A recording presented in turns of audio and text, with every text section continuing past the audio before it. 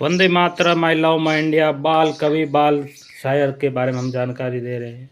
तो कुछ शायरी सुनाते हैं, तो शायरी सुनाओ आप।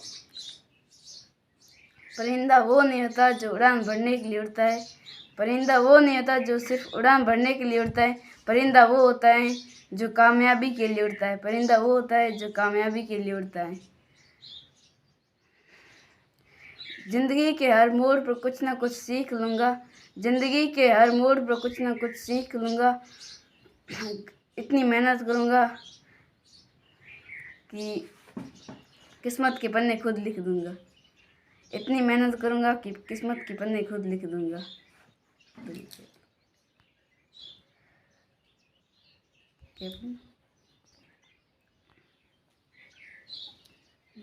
कोई कैसा भी दिखता है उसमें उसका नहीं है कसूर, लेकिन हम उसके बारे में क्या सोचते हैं ये इसमें हमारा है कसूर।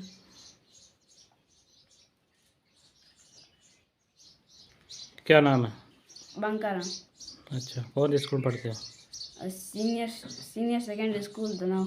कौन सी क्लास में? 11th। 11th।